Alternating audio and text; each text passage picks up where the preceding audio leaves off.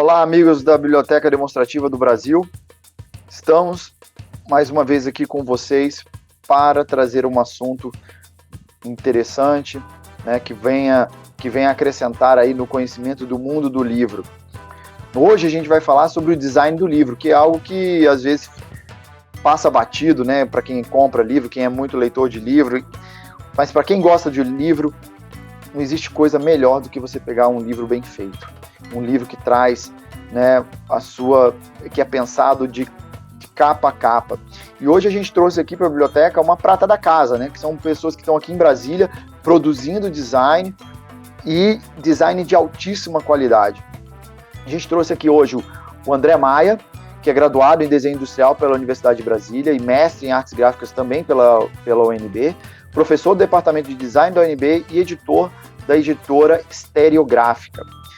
Também trazemos hoje Haroldo Brito, pós-graduado em Book Publisher pela LabPub, formado em design gráfico pelo IESB e Senai, foi ganhador na categoria produção gráfica do 14º Prêmio Jorge Salim, que é um prêmio que existe aqui em Brasília e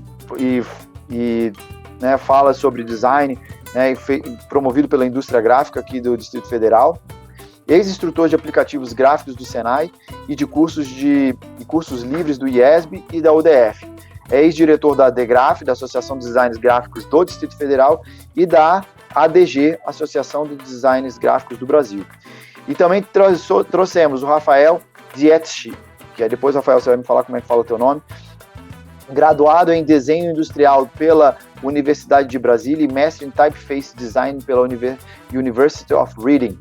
Atualmente é professor do Departamento de Audiovisuais e Publicidade da UNB e editor da Estereográfica, junto com o André. Amigos, sejam bem-vindos. Fico muito feliz e honrado aí por vocês darem um pouquinho desse seu tempo e de trazerem aqui um pouquinho sobre o mundo do design, não só, né, do livro, mas também do pensamento do design, pensamento da qualidade, da beleza do livro, né, e da beleza da palavra escrita. Amigos, sejam bem-vindos. Obrigado, Tagore. Rafael, só uma coisa, como é que fala seu nome, que eu, toda vez para falar, sofro? Ditch. Cara, igual Nietzsche, o filósofo, só que com D. Nietzsche. É igualzinho. Obrigado, André. Essa é Pronto. a dica.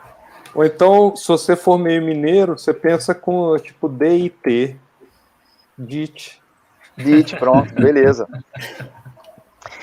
Então, gente, eu estava aqui fazendo esse preâmbulo, né, da nossa mesa hoje para conversar um pouco do design, e é uma das coisas que eu brinco muito, né, é que às vezes o design é despercebido. Quando você tem um belo livro, as pessoas não entendem o quanto de conhecimento, o quanto de estudo, às vezes, tem por trás daquilo ali, né, que a pessoa pega e fala, ai, mas que capa linda, né, e às vezes, poxa, eu li esse livro e eu senti que o livro fluiu na hora que eu li, né, eu não senti dificuldade, e tudo isso é pensado, né, na hora de se produzir o livro. E aí, André, eu quero começar com você, né, a gente vai falar um pouquinho dessas bases que te trouxeram para o mundo do livro, né? O que te fez chegar nesse mundo do livro? O que te encantou nesse mundo do livro para você chegar onde chegou hoje, abrindo uma editora que trabalha sobre, né, que é Estereográfica? Conta um pouquinho dessa tua história no mundo do design e um pouquinho dessa história do mundo do teu livro. Como é que você chegou nisso daí? Legal. Então, obrigado, Tagore, aí pelo convite mais uma vez, né? E agradeço também a Biblioteca Demonstrativa, né, por esse projeto. Então, essas coisas não são muito lineares, né? Acho que são várias coisas, assim. Eu poderia ficar aqui um dia tentando especular sobre como que eu vim parar aqui, né? Trabalhar exatamente com o livro. Eu acho que óbvio que tinha uma coisa em casa mesmo, assim, que é anterior, de formação, né, de sempre ter livro, né, sempre foi uma coisa que meus pais incentivaram, tinham, né, até hoje Minha mãe lê muito, sempre teve esse hábito em casa. Eu acho que essa é uma primeira coisa assim que não dá para desconsiderar assim totalmente, pensar que não tem relação, porque eu acho que tem, né? E depois, cara, na faculdade, acho que foi uma coisa assim, faculdade, coincidentemente, eu fui estagiário do Rafael, que vai falar depois aqui, né, que hoje é meu sócio, e ele já tinha uma série de trabalhos voltados para essa área. Depois eu fui para o Rio de Janeiro, onde eu também tive oportunidade de estagiar no escritório de um professor da Escola Superior de Desenho Industrial, Washington Dias Lessa, que também tinha uma coisa voltada para o editorial. Então, acho que essas coisas foram me levando, assim, eu não sei se... E depois que eu tive outras experiências em outras áreas, assim, do design, parece que não... É outra pegada, né? Sei lá, você vai trabalhar com identidade visual, tem sempre uma questão, assim, muita reunião, muito contato com o cliente, apresentar muitas coisas, e não que eu não tenho nada contra, mas não é muito meu feitio, né? Assim, acho que essa coisa de um trabalho mais de pegar, decupar o material, entender, analisar o conteúdo.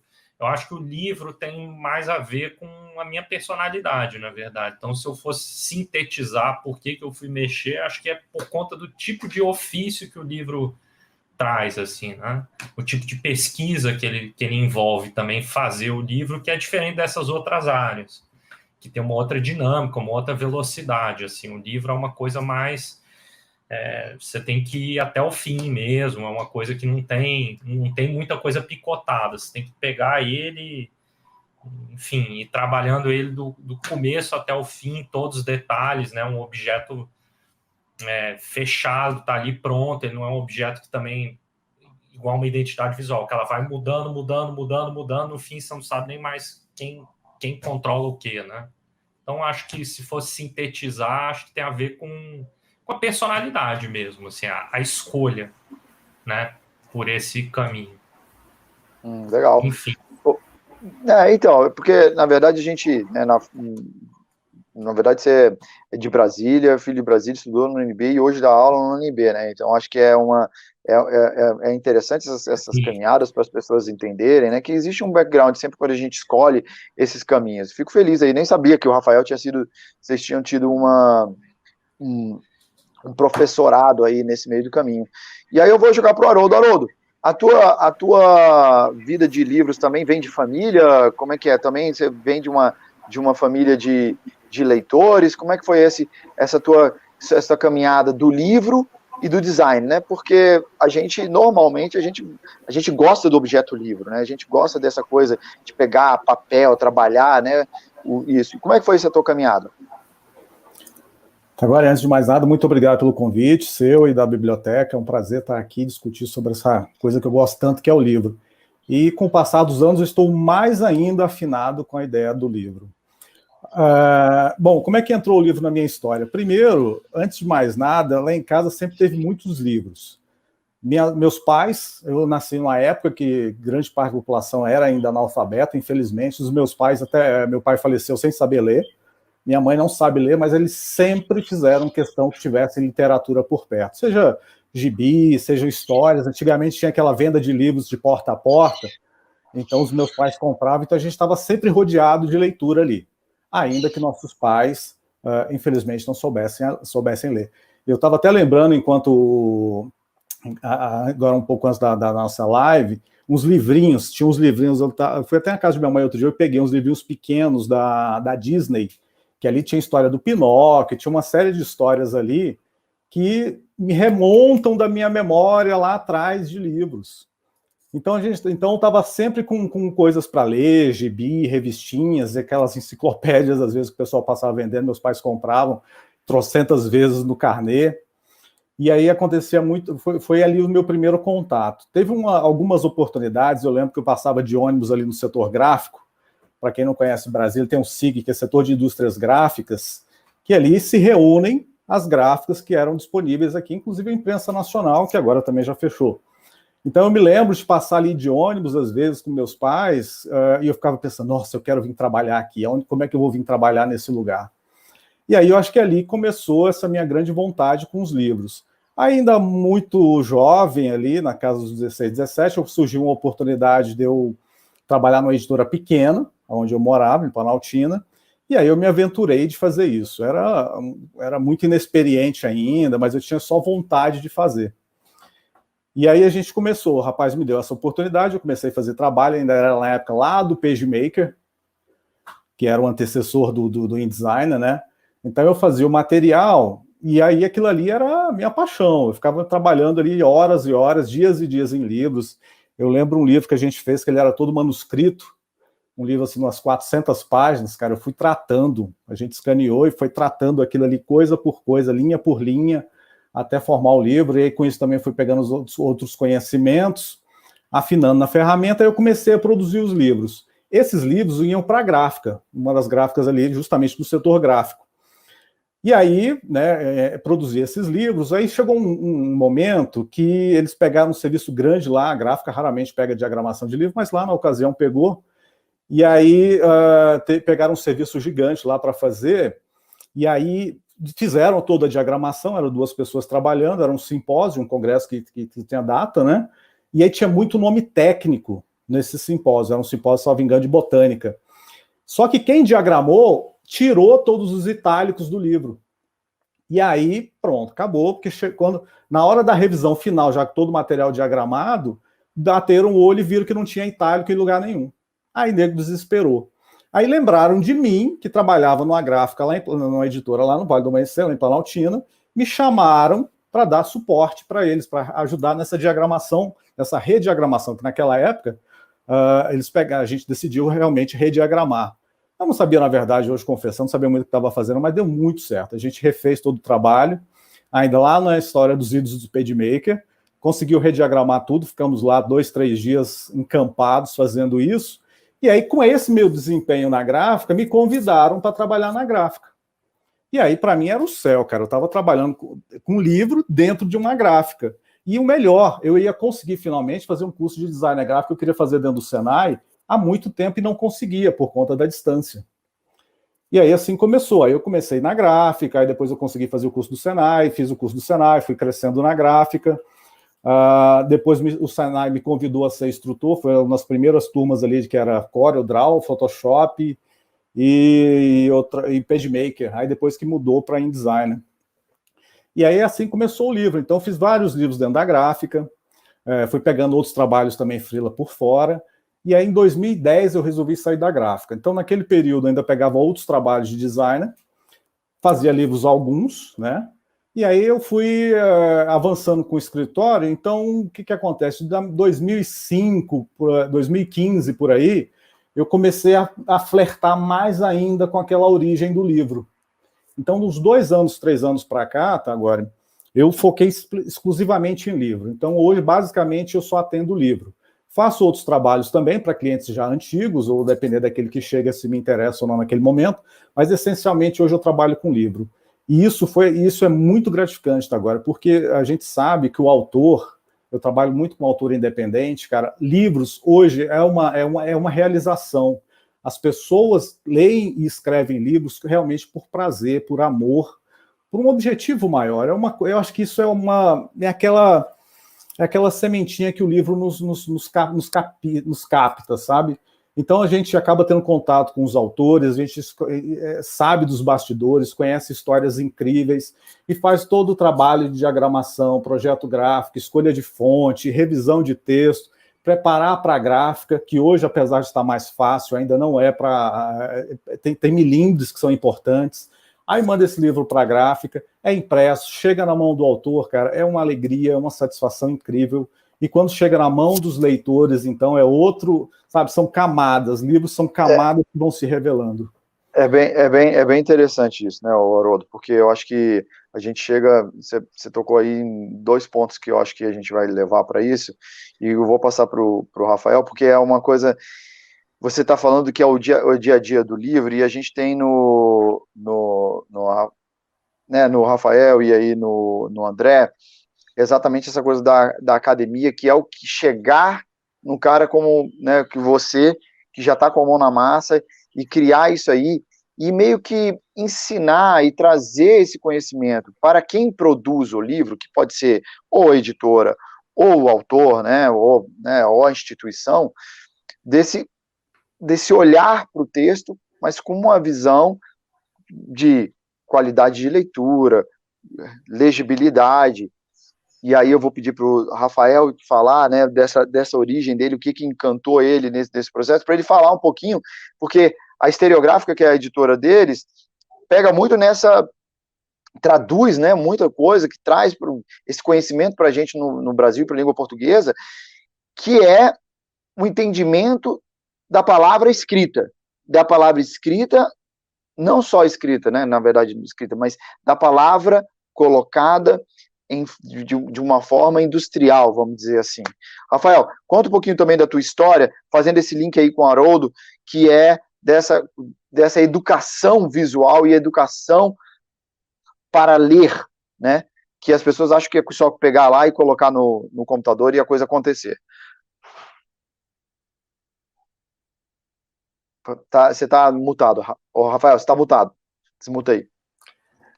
Só fazendo um parêntese aqui, está correto isso que você falou. A tipografia é escrita mecanizada, né? Então, é isso mesmo que você queria dizer. Bom, primeiro eu queria agradecer o convite aí para participar desse evento. A minha história com o livro, cara, eu sempre tive um interesse, eu acho que a gente pode soar até meio clichê a gente falar meio, eu desde criança eu gosto de impressos, mas assim, é verdade mesmo, assim, eu sempre fui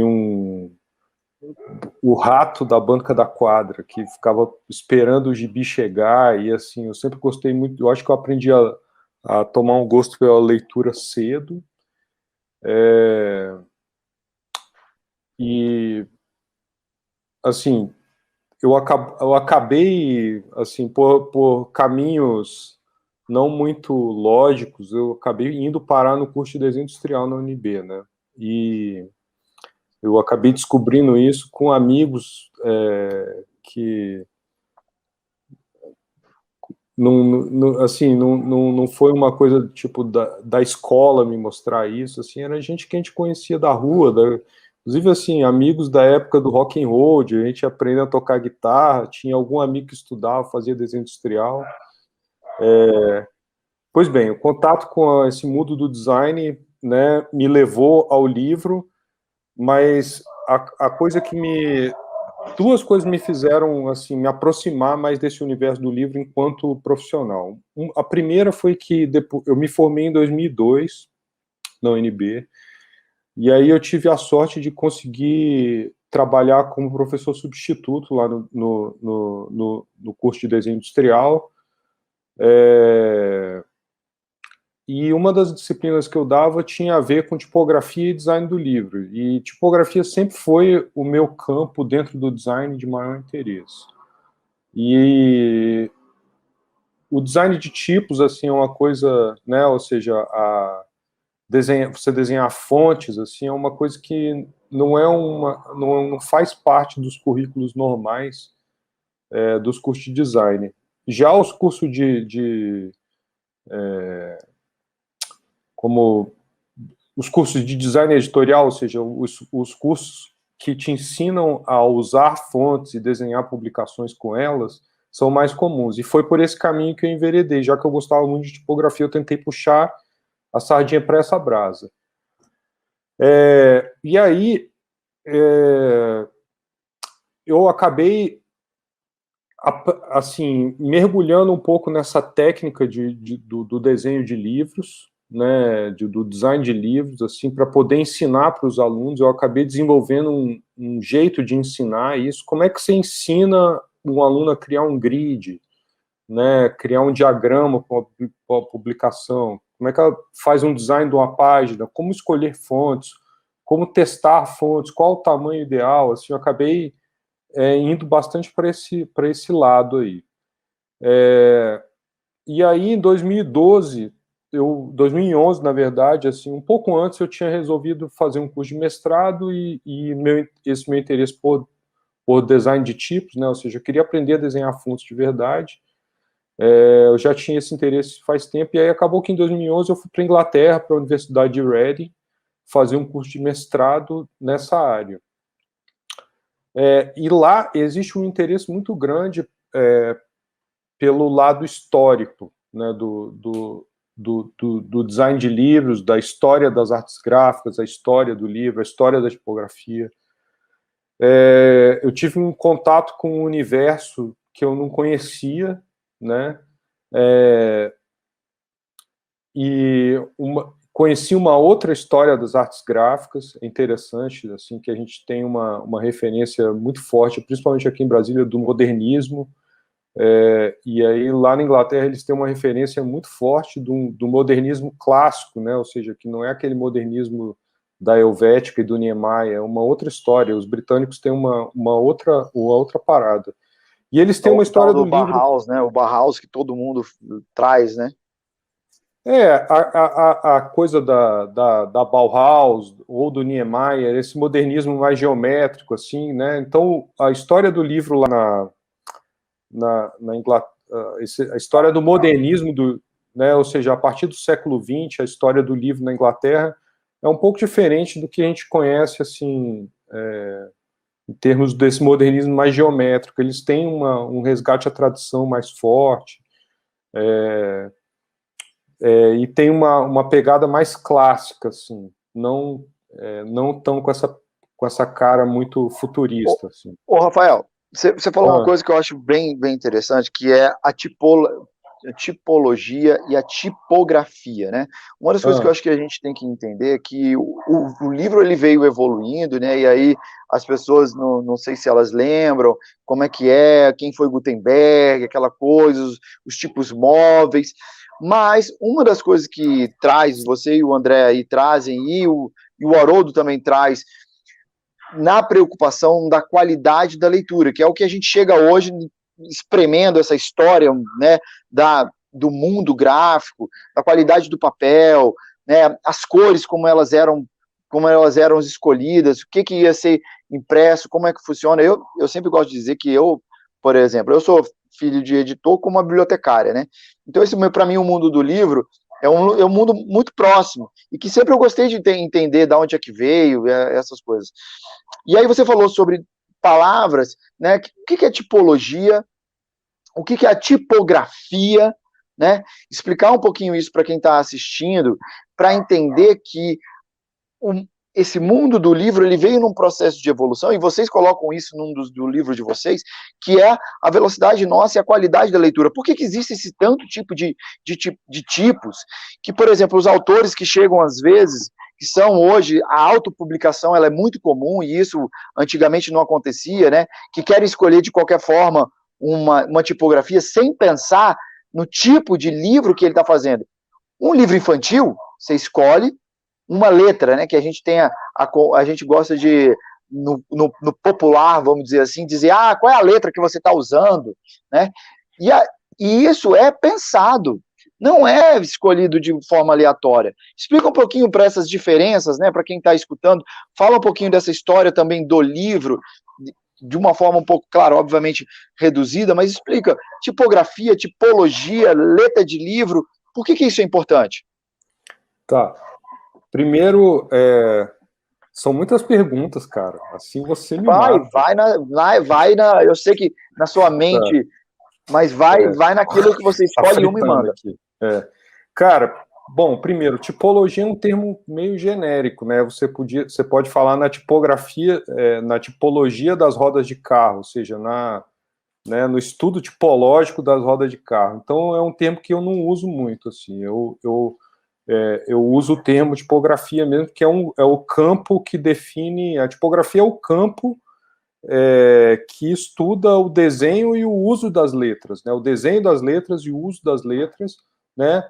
Em especial das letras da escrita mecanizada, né? Ou seja, escrita feita para reprodução de textos em massa. De maneira geral, a gente tem três formas básicas de fazer letras, né? Que é a escrita, ou seja, você pegar um lápis e escrever no papel igual a gente se aprendeu na escola. a gente pode desenhar letras também, desenhar contornos de letras, ou seja, você, né, desenhar uma letra com giz no quadro, ou numa parede, sei lá. É muito comum, assim, por exemplo, um exemplo de letras desenhadas, esses quadros negros aí que tem nas hamburguerias hoje em dia, super desenhados, assim, é um exemplo disso. E a tipografia, que é a escrita mecanizada, né, que é o que a gente usa, é o tipo de letra que se usa para fazer um produto como esse aqui, né, ou seja, é produzido em massa, 2.000 cópias.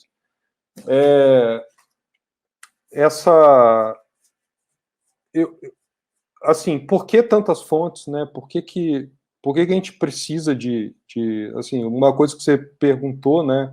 Qual a diferença do tipo de letra de um tipo de letra para outro, né? Qual a diferença de um tipo de letra usado num livro de criança, ou então no livro infantil, ou num livro científico, né?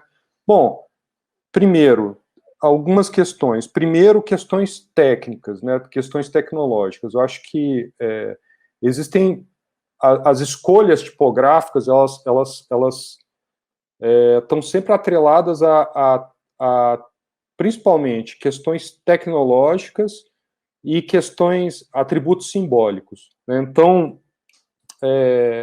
assim, se você está fazendo um produto para tela, ou se você está fazendo um livro impresso, né, sei lá, digamos, está fazendo um aplicativo ou um livro impresso, o tipo de letra para cada um desses produtos é muito diferente. Então, assim, a questão técnica influi.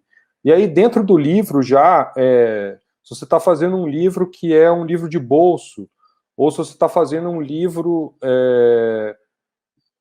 um livro científico sobre ciências sociais, um negócio que é dessa grossura, assim, e tem um calhamaço de texto com nota de rodapé, uma hierarquia de informação complexa, itálicos, bolds, hierarquias de títulos, né, título, subtítulo, subtítulo.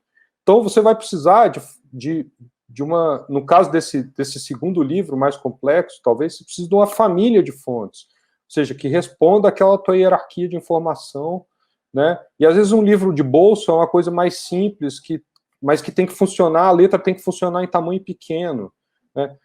Pensando já num livro infantil, aquilo lá, né, você vai pensar no livro infantil, você não pode usar uma Times New Roman no livro infantil, né? Você tem que pensar numa letra fofinha, redonda, amigável, cursiva, e outros atributos que tenham a ver com aquilo lá. Então, assim, as escolhas tipográficas, elas sempre vão carregar essas questões técnicas e simbólicas, né? Então, a gente está sempre tendo que lidar com essas duas questões. Eu acho interessante que as pessoas também não esquecem, aí eu vou passar para o Haroldo, porque quando a gente escolhe uma tipologia, aquilo que vai ser escrito, a gente também tem que considerar que tipo de papel, né? Porque às vezes você escolhe uma fonte, um tipo tão fino, que num papel que era poroso, ela se desaparece, né? Então, quer dizer, isso faz parte do design do livro. Isso faz parte de um conhecimento que vem sendo, né, todo mundo que trabalha com livro estuda isso. E quando a gente pega um livro, às vezes a gente não vê, né, Haroldo? E esse trabalho do design, às vezes ele é esquecido. E aí eu te pergunto, você, como é que né, nessa tua vida aí de trabalhar com um monte de autores que vão querendo fazer nessas autopublicações, eles respeitam esse tipo de coisa? Eles entendem o que é o design? Ou você precisa conversar um pouco para eles entenderem o que é o mundo do livro, como é que se dá a leitura daquele material que ele está escrevendo? Agora, essa é uma pergunta excelente. Tem autores, assim como cada escrita e cada história, cada conteúdo do livro, cada autor é uma cabeça. Tem aqueles autores que eu percebo que eles estão muito, muito favoráveis às escolhas do profissional. Então, eles aceitam o que a gente usa para título, subtítulo, rodapé, corpo de texto e etc. E esses a gente fica mais livre para trabalhar e ele confia. Agora, tem aqueles autores que, além do conteúdo que ele de fato escreveu, que é dele, claro, ele quer quase que tomar conta de ponta a ponta. E, às vezes, ele já traz uma carga de estética, né? que ele quer manter de alguma maneira. E, enquanto profissional, às vezes eu tento respeitar isso. Quando eu sinto que o cliente é muito insistente, eu oriento, falo assim, olha, a gente estuda e a boa regra e a condução da leitura sugere isso, mas se você quiser, tudo bem, a gente vai fazer. Então, Tagore, aqui eu tenho diversos tipos. Tem aquele, como o Rafael comentou, cada escolha de tipografia, cada escolha de letra, eu acredito que ela está embarcada na personalidade daquele texto. Então, se o texto é mais denso, de repente uma fonte, a escolha da fonte colabora com essa sensação de ambiente. Se é um texto mais alegre, mais divertido, a escolha tipográfica também vai favorecer isso. Então, o trabalho do designer, eu acredito, e é assim que eu trabalho, eu uso os meus trabalhos, ele tem que contribuir com o conteúdo. Ele tem que contribuir com aquela história que está sendo passada. E nós temos, enquanto designer, agora, N ferramentas para poder contribuir com isso. É a escolha tipográfica, é o espaçamento de margens e entrelinha, é a mancha da página, né, que é a página que tem um conteúdo, o quanto ela é mais clara ou mais escura, é a escolha do papel, o tamanho das fontes. Às vezes eu trabalho muitos autores aqui que são mais idosos, ele fala assim, Haroldo, os meus leitores, eu acho que eles têm algum problema de visão também, eu prefiro que você use uma fonte maior, ainda que aumente a quantidade de páginas. Tem outros autores que, para ele, isso tanto faz, ou ele gosta de coisas mais elegantes. Então, são todos grandes universos que a gente tem ferramenta para isso. A gente trabalha com isso o tempo todo, estuda para isso o tempo todo.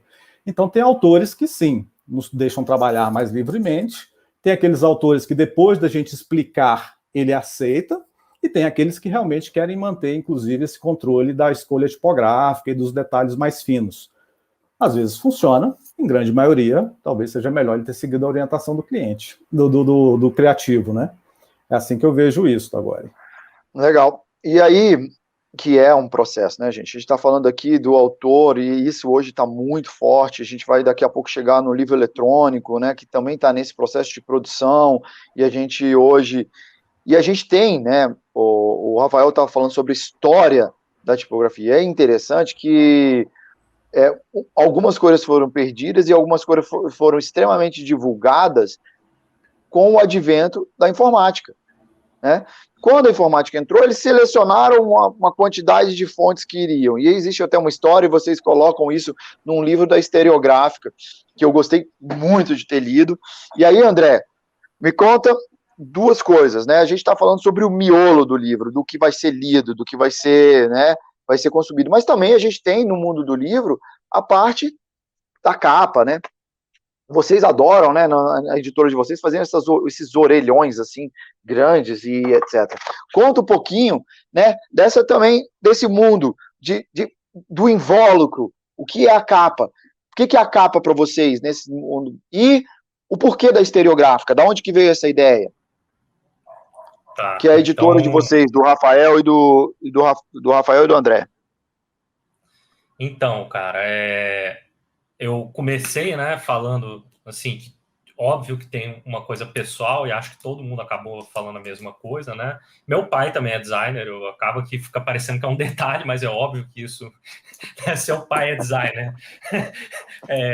Isso me encaminhou, óbvio, né? Depois eu fiquei pensando, falei, pô, que negação, né? Melhor assumir logo, né? Enfim, acho que isso aí que a gente está falando, assim, é óbvio que a gente vive você falou assim, tem toda essa evolução tecnológica. Por exemplo, para o meu pai, as coisas foram diferentes, entendeu? Hoje a gente meio que vive uma certa Babilônia de traduções, a gente tem meio que acesso a muita coisa, tem um acúmulo de coisa acontecendo, você vê em música.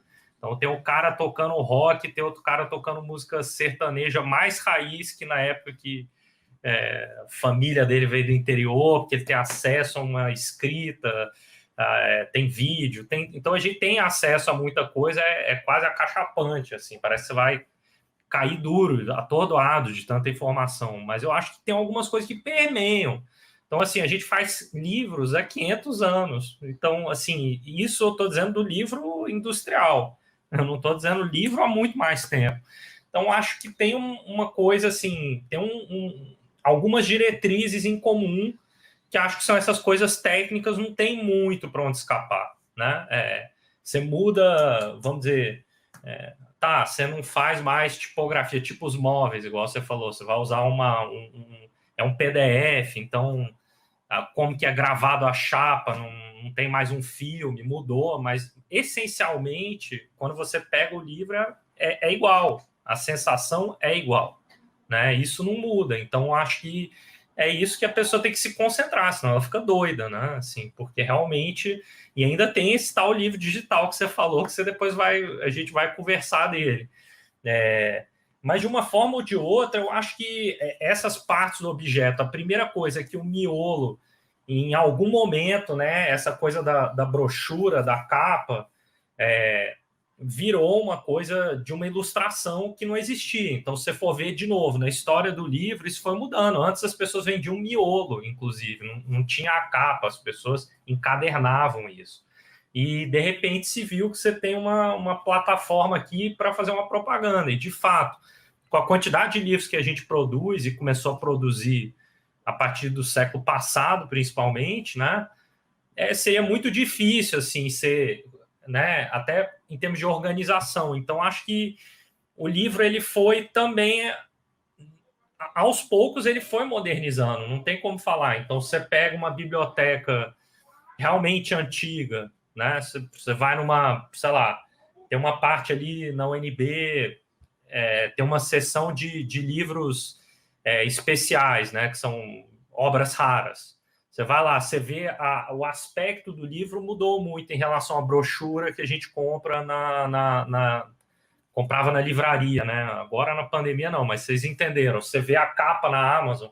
Então, quer dizer, eu continuo achando que a capa é importante, óbvio, mas a gente tenta sempre integrar um pouco, assim, esse design aqui, particularmente desse livro nosso, ele é fiel ao original, né? Que é do Cyrus Highsmith. Então, esse aqui é um livro que a gente meio que adaptou ele para a língua portuguesa, né? E você vê que o autor teve esse cuidado, né? Do tipo de ilustração que ele usa internamente, cria uma linguagem com a capa, né? Então, acho que, para mim, a questão da capa, eu entendo que tem gente que por exemplo, especializado, capista, o cara faz essencialmente a capa. Eu já vejo como uma coisa integrada, entendeu? Eu entendo que, como eu tive acesso ao miolo, eu acabei estudando de alguma forma aquele miolo, até para criar esse tipo de interpretação que o Rafael Haroldo estavam comentando. Então, a interpretação que é mais histórica, como que eu estou representando as coisas. Por exemplo, as escolhas tipográficas passam muito por isso, por questões técnicas e por essas escolhas, vamos dizer, simbólicas, né? Então, acho que você vai criando, no fim, uma condição de tirar, extrair desse conteúdo e da forma que você deu para esse conteúdo, que é o miolo, uma capa que, de alguma maneira, seja como se fosse uma fotografia de um filme, né? Um still. Então tem um filme lá e daí você tem o cartaz do filme. Você consegue tirar uma imagem que de alguma maneira condensa, sintetiza várias ideias que que o autor vai apresentar dentro do livro. Então não sei se eu respondi bem, porque a pergunta era... Não, você respondeu. Eu entendi que para você, por exemplo, a cara do livro, ela faz a parte da capa. Eu vejo hoje, assim, principalmente, porque aí eu vou entrar na minha segunda pergunta, mas você não respondeu a pergunta de onde que veio a estereográfica. Por que vocês acharam que o conteúdo... A estereográfica... então, e a estereográfica acho que foi a coisa do Rafael ter voltado, né, da Inglaterra. O Rafael voltou da Inglaterra. Eu tinha voltado do Rio de Janeiro, né? Eu morei um tempo lá. E eu tinha voltado para cá, feito mestrado também sobre livro, né? Sobre livro de artista, que é uma outra categoria de livro, é outra história, e acho que não vai caber muito aqui. E a gente já tinha interesse no livro, e acho que o Rafael, sei exatamente como, a gente foi conversando, quer dizer, a gente já sabia desde a faculdade... Pode falar, Rafael, entra aí, pode entrar. Rafael, já vira bagunça. Acho que os títulos, a gente sabia de vários títulos que a gente não pôde ler, é isso. basicamente. Isso é uma coisa. E eu tava contando a minha história lá na Inglaterra, né? Aí acabou que não deu tempo de contar isso. E aí, quando eu fui para lá, fiz o curso, aprendi a desenhar fontes, tive um contato com outro tipo de livro que eu não tinha antes, sobre história do livro e com pessoas também que lidam com isso. E aí, quando eu voltei, primeiro, eu tinha uma outra visão sobre o livro, inclusive sobre como fazer o livro, sobre o que é tipografia e livro, assim, um novo universo. E não só isso, mas assim, eu comecei a perceber que várias das coisas que eu tinha estudado lá, primeiro, ninguém conhecia ou não existia em português. Então eu comecei a falar, pô, André, será que, né? E logo no final do curso, assim, às vésperas de voltar e logo depois voltando para cá, eu tive a impressão que eu comecei assim a ter contato com algumas pessoas, alguns colegas e alguns professores e falar, cara, seria legal traduzir isso para português ainda. E por quê? Você quer fazer isso? Eu falei, eu quero. E aí, é seu, pode fazer. Tipo assim, numa conversa na hora do café, assim, sabe? Bicho. Meio informal, né? Te mando numa live, né? Numa live. Você estava numa live, não, a gente... Pronto. Brother, esse livro aí não tem em português. Aí, você quer ele? Então, bicho, tipo, eu te mando o arquivo do Word. Só um parênteses, mas tem o caso contrário também, viu, tá? Agora, em todo lugar que a gente vai, tem um cara que escreveu uma obra fantástica e ele quer que eu venda tudo que eu tenho para investir nele. Então, esse lado de editor tem esse problema. O cara fala, olha, eu escrevi uma obra, eu já traduzi ela para 5 línguas. Eu falei, bicho, tu nem lançou em português, mas já tem a tradução para 5 línguas. Isso não vai dar certo, com certeza. Então, e isso já é um outro papo, né? Isso já é outro papo, é o papo de editor. O Rafael entrou num circuito, né? Que acho que ele trouxe um pouco dessa literatura que ele teve acesso lá. Vamos também fazer aqui, eu acho que o Haroldo também é testemunha, que eu acho que a gente também tem que agradecer um pouco a Kozak Naif, que trouxe muita coisa interessante, né? De que é isso aí, Haroldo? Isso aqui é uma das capas que eu acho mais foda que esses caras fizeram. Mais o... Cara, isso aqui, para quem tem oportunidade, isso aqui é uma escola, isso aqui é uma aula de produção gráfica, cara, essa capa, além de ser esteticamente fantástica. Não sei se dá para mostrar aqui na câmera, mas isso aqui é relevo, capa dura, impressão em relevo, contrariando a coisa, não dá para fazer relevo em capa dura, em texto e não sei o quê. Vocês estão de parabéns por essa capa aqui. É uma das que eu mais gosto da estereográfica. Então, e aí eu vou fazer uma conexão, porque aí eu estava lá com o André falando, a gente ia entrar no coisa, a gente falou um pouquinho da estereográfica e falou por que vocês fizeram essa coisa, porque vocês não tinham um conteúdo, né? Um conteúdo que falasse tanto. E aí eu falo, né, da Kozak Naif, com a importância, né, que ela trouxe, pensando em tipos, tem aquele livro que ela tem uma capa vermelha, que foi um dos primeiros livros que eu comprei deles, que era sobre tipologia e, né, elementos do estilo tipográfico, elementos do estilo tipográfico, exatamente.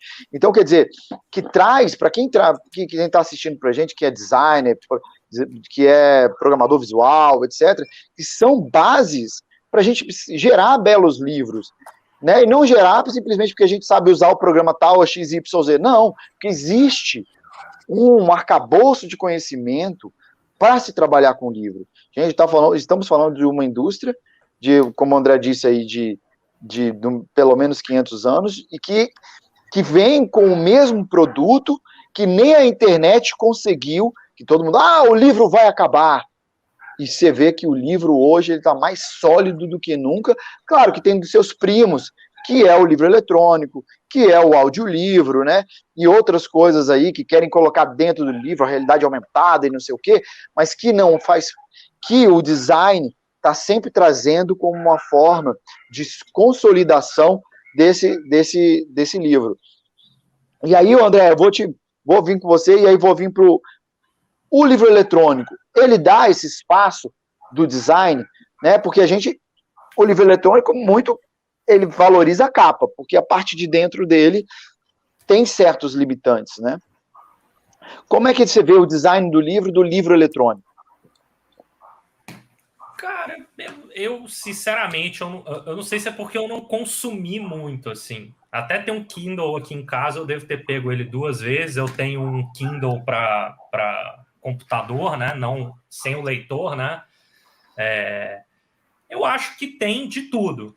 A grande questão que me parece assim é que o livro eletrônico ele acabou pegando certas partes, vamos dizer assim, um nicho um pouco diferente. A sensação que eu tenho é essa. Então, por exemplo, eu acho assim, vamos pensar uma coisa mais do meu universo, uma revista acadêmica, científica. Como eu sou professor, acaba que eu tenho né? Isso para mim é uma coisa que eu vejo mais.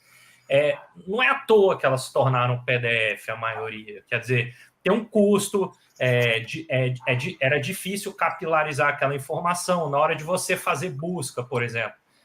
Para pensar, um índice muito bem feito traz muita informação sobre um livro impresso. Mas um sistema de busca dentro do Kindle é um negócio que você pode ver todas as crases do livro. Eu quero saber quando esse cara usava crase, eu quero saber qual a frequência de crases na escrita de Clarice Lispector. Você pode fazer esse estudo PDF. Então, tem ferramentas poderosas para determinados tipos de pesquisa que você vai fazer, que eu acho que são úteis no livro eletrônico. Então, acho que ele trouxe algumas coisas novas e que são interessantes. Mas eu acho que, por outro lado, o prazer de ler, a coisa do objeto, ela é uma coisa que não tem a ver com isso só. Então, acho que é o tipo de livro mais do que exatamente haver eu prefiro isso ou aquilo. Acho que eu prefiro isso para algumas coisas. Então, por exemplo, para ler um trabalho acadêmico, eu prefiro um PDF. Eu prefiro um PDF do que um livro impresso. Já para ler em casa, eu prefiro o livro. Depende muito do tipo de conteúdo. Então, eu diria que é isso. Eu acho que tem design bom nos dois casos e péssimo nos dois casos. Nisso, eu não consigo diferenciar. Eu até entendo o que você falou, que um é praticamente só a capa que ele vende, né? Porque, em geral, na livraria, você ainda tinha o hábito de dar aquela roubadinha e dar uma olhada.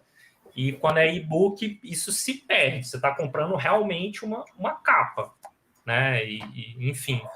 Mas eu acho que tem coisas legais. Eu acho, Haroldo, e você produz livro eletrônico a todo momento, né? Você é um especialista também nisso daí. O design, ele se empobrece no livro eletrônico? O livro eletrônico, ele traz esse tipo de conversa? Dá para se ter design em livro eletrônico? Agora, os livros eletrônicos, cara, assim, eu vejo como três grandes grupos. Você tem o PDF, que é um layout fixo, que isso aí é praticamente uma releitura do livro impresso, que aí você tem toda a flexibilidade de design possível, e aí talvez você ganhe que às vezes a impressão é só preto e branco, e o PDF fixo, ele pode trazer a versão colorida. Você tem a versão... O que é o fixo? Você fala PDF fixo, as pessoas às vezes não vão entender o que é. O PDF fixo é esse PDFão que a gente conhece aí no dia a dia. Inclusive o pessoal de marketing usa como e-book, chama de e-book, né? Que é um tipo também, mas é aquele que se aproxima mais do livro impresso, visualmente falando. Porque ele não é dinâmico, né? Ele é fixo. Do jeito que o designer criou a capa, criou a página, ela vai ficar em qualquer dispositivo. O que o Haroldo quer dizer... o que o Haroldo quer dizer é que o PDF, se você quiser aumentar o tamanho da fonte, você tem que dar um zoom. Você tem que dar um zoom. Ele não é responsivo, né? Ele não é responsivo. Exatamente. Você não aumenta o tamanho da letra, né? Você dá zoom. Exatamente. Quanto no layout fluido, que é, por exemplo, das livrarias, Amazon e etc., esse já é um layout que você pode aumentar o tamanho da fonte, de fato, ao invés de dar zoom. Nesses livros eletrônicos, eles priorizam a leitura. O PDF prioriza o visual e a leitura, e o e-book prioriza a leitura. Então, está na mão do leitor a fonte que ele vai usar, o tamanho da fonte, o fundo da página. E tem um terceiro caminho aí, que a gente não pode esquecer, que são as revistas eletrônicas. O pessoal começou a fazer isso lá na época do iPad, por exemplo, tiveram várias revistas que lançaram. E ali você tinha um trabalho gigantesco de design, inclusive produção de vídeo, de áudio, escambau tudo, que o HTML, que o e-book 5 tem essa pretensão, 5 não, 3, tem essa pretensão de fazer também, trazer um pouco mais de mídia, né? Mais possibilidades digitais.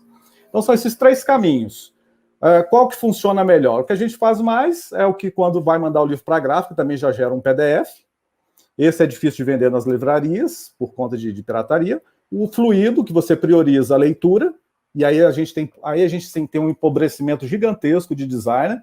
Mas, é assim, quando a gente entra um pouco mais nas questões técnicas do livro, na questão de produção daquele código-fonte, a gente tem uma certa flexibilidade. Tem um conjunto de 5, 10 fontes lá para você trabalhar, mas você tem muito que fazer entre essas 3 fontes. Mas, sem dúvida, o trabalho grande do designer aí é na capa. Quando é o PDF ou as revistas digitais, a carga de trabalho é a mesma e a responsabilidade é a mesma do livro físico, né? E é interessante, né, as pessoas entenderem, e aí quando você tem um PDF, aí todo mundo trabalha com PDF, você pode pegar um arquivo do seu Word, mandar salvar para PDF, aí você tem um PDF.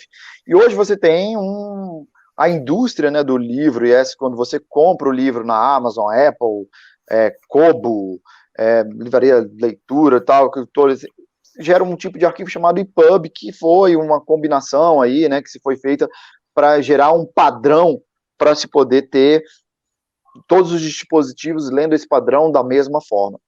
Rafael, você, né, e aí a gente volta para a ideia eu queria que você falasse um pouco de uma coisa que me incomodou um pouquinho, que é a gente, lá ao ler o livro, e isso trazendo do e-book, porque no e-book você tem uma quantidade limitada no e-book que é lido através do Kindle, através do Kobo, através do iPad, né, que são aqueles arquivos que são vendidos como livro mesmo, que você pode fazer esse negócio, você aumenta o tamanho da fonte, né, a fonte quebra.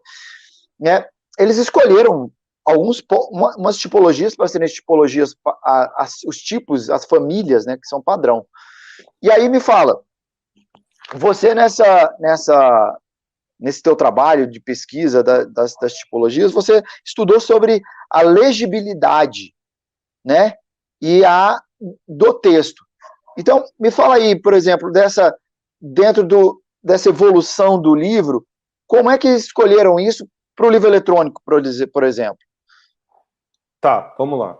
Primeira coisa, é importante a gente distinguir 2 termos que existem no campo, né, no campo da tipografia, que um é legibilidade e um é leiturabilidade.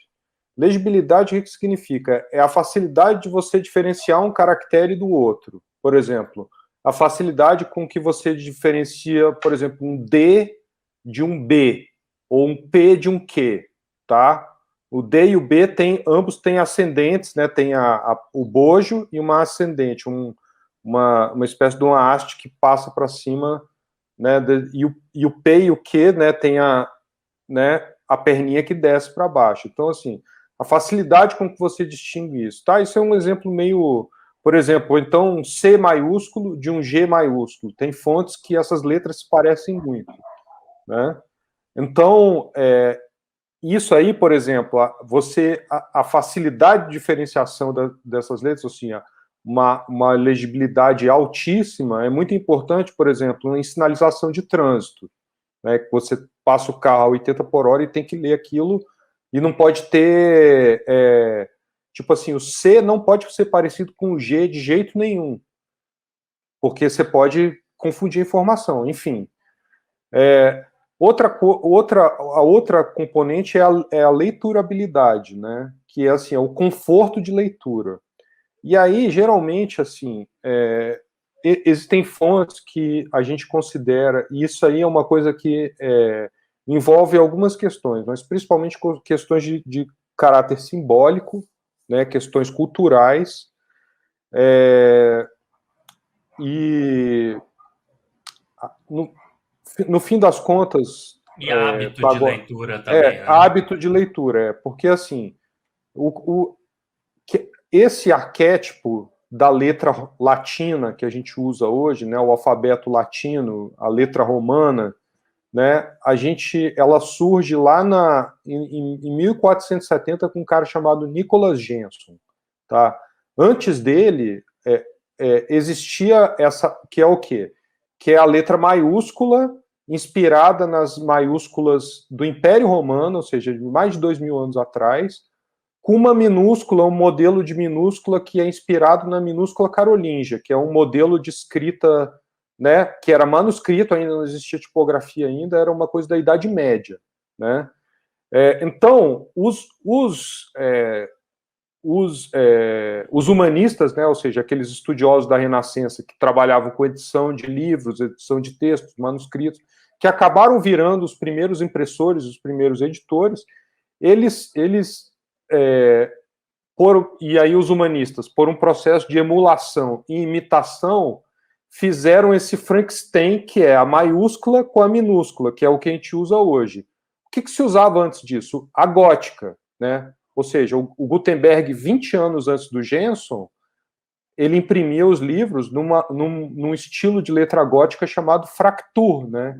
Inclusive o André tem o exemplo dela aí na capa enquanto você lê, bota aí na tela, André, né? Do livro me falhou o nome. Entre parágrafos, que é esse estilo de gótica aí, essa letra que tem na capa aí, que é a textura, né? Não é fractura, é a textura.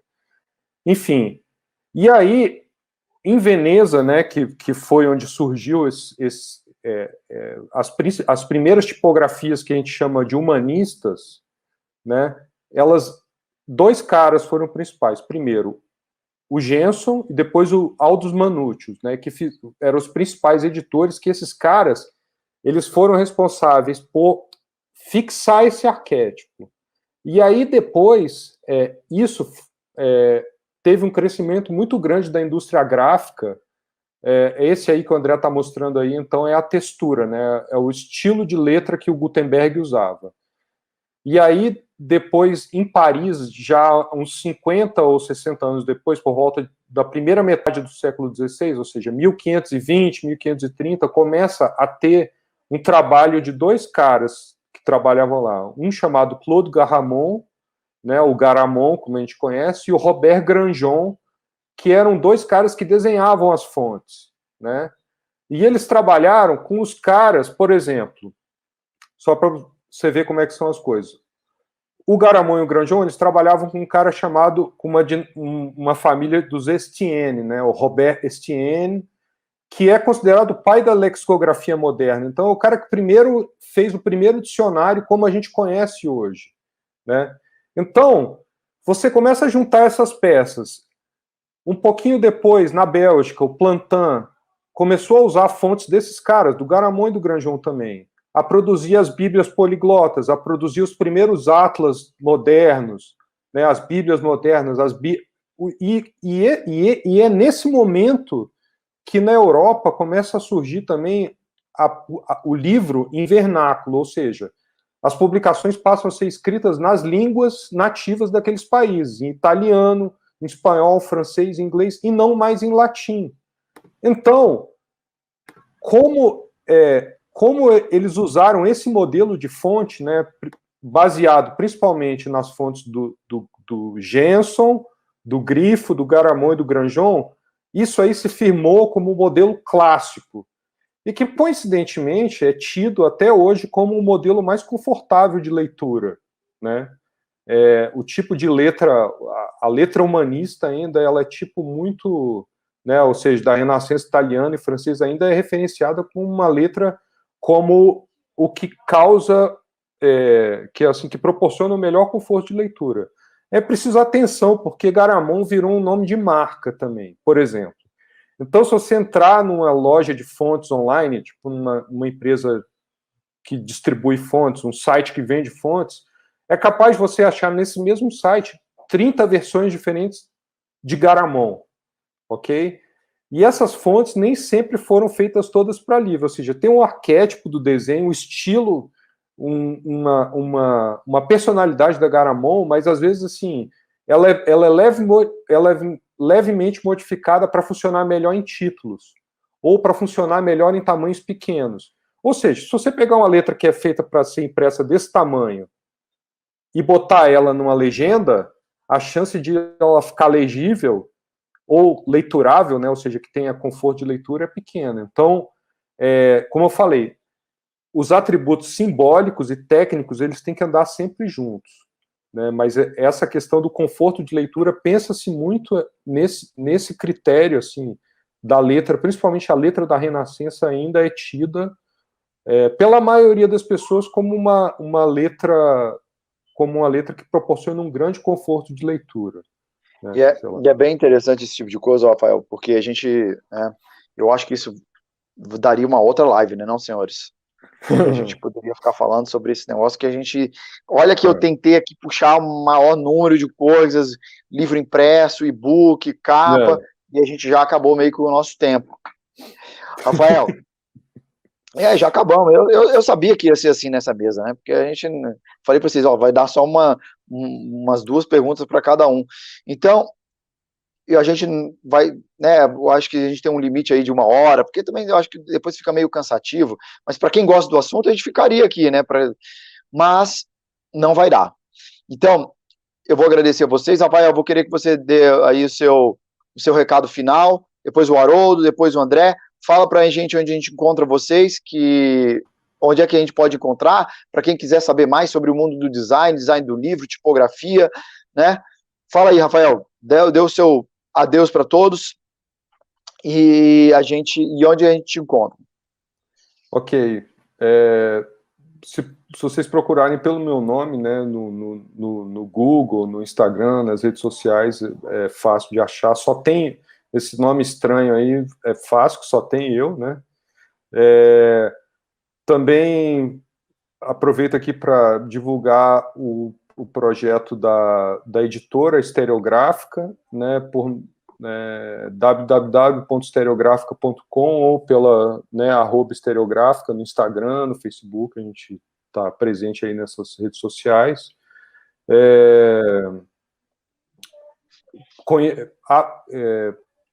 É isso, queria agradecer o convite, né, foi uma conversa muito legal, assim, foi muito legal rever os amigos, né, faz tempo que a gente não se vê, e é isso, espero que em breve a gente possa, né, se ver de novo aí, de repente continuar essa conversa. Iremos sim. E Haroldo, e você, meu querido?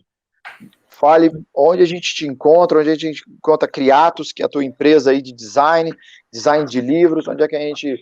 E dê a tua mensagem final aí. Agora, site www.criatosdesigner.com.br, o Instagram Haroldo Brito, e também tem da Criatos Designer. Muito obrigado pela oportunidade. Vamos sim continuar essa conversa numa próxima rodada. E assunto de livro não falta, ele é longo realmente, né? E muito obrigado pelo convite. Valeu, meu querido. E André, você... Agradecer o convite aí de vocês mais uma vez e, enfim, também bom conversar com os amigos, né? Agora, já que não dá para encontrar, infelizmente, a gente pelo menos tem essa possibilidade de trocar uma ideia de vez em quando, né? Acho que Estereográfica mesmo é o jeito mais fácil vocês me acharem no Instagram, essas coisas. Se não, procura André Maia com Y Monteiro. Eu só tenho Instagram.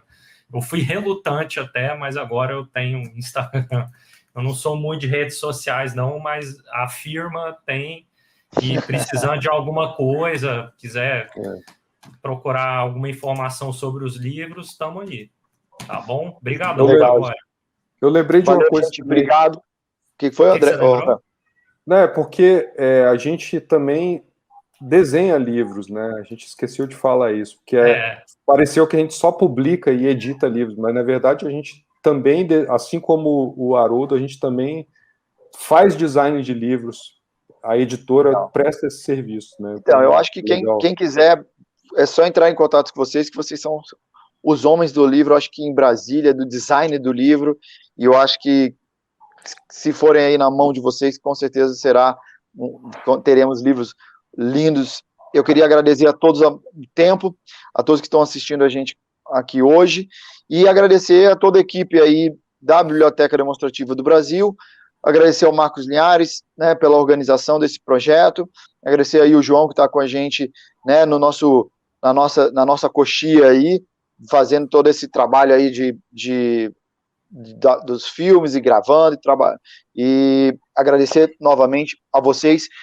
por dar a esse espaço aí, a Biblioteca Demonstrativa do Brasil, um pouquinho do que vocês conhecem e compartilhar esse conhecimento que é tão importante para o mundo do livro.